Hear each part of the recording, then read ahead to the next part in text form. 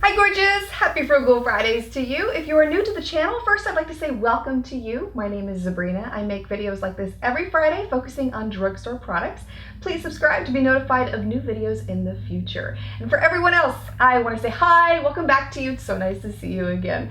For today's video, I'm showing you the Dollar Tree Challenge, which turned into the $10 makeup challenge for me. Do you remember the $20 makeup challenges that used to be really popular a couple years ago?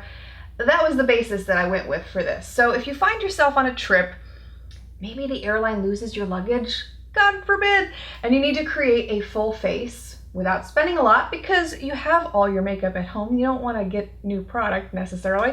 There is a way that you can do it, really affordable, and I'll show you how today. So everything I'm using today was $1 at the Dollar Tree. We'll start with the eyeshadow because it's my favorite part. This came from a brand called Color Mates. Never heard of them before, looked pretty good.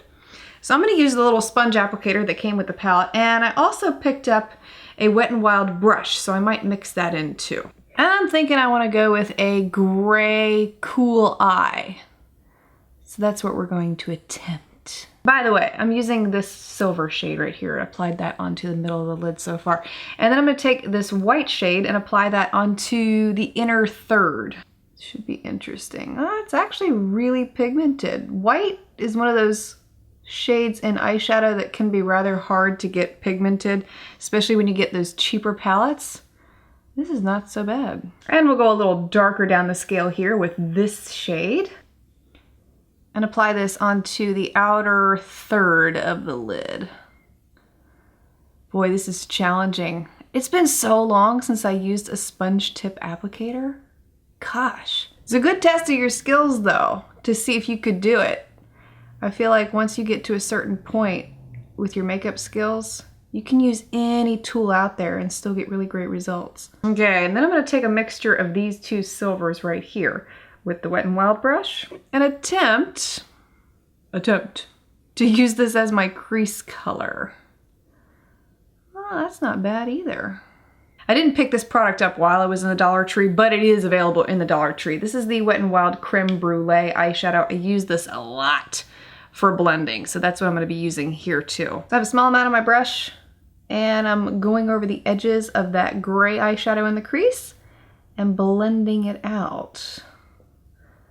It took a little more effort than I'm accustomed to, but not bad at all. And why not? Let's give this look some character. I'm gonna take the dark blue down here. Using the edge of the sponge tip applicator, I am going to run that on the lower lash line. You know, it came out kind of, I was gonna say it came out kind of black, but I guess it does look blue somewhat. And I'll also add a little bit onto the upper lash line while we're at it.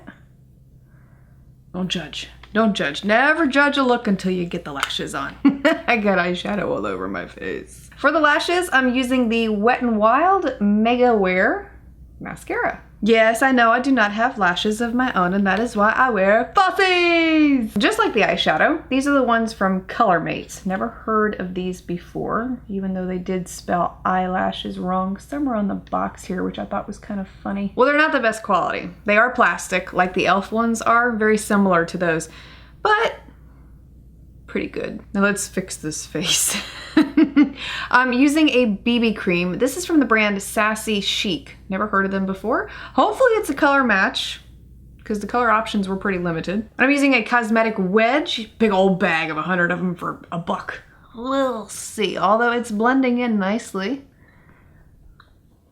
Pretty good. The Dollar Tree, unfortunately, is not fair skin friendly, nor is it dark skin friendly for my African American friends. It's just not. So they did not have any concealers or powders to suit our fair complexions. So what I'm gonna do is take a little bit more of that BB cream and apply a thicker layer underneath my eyes.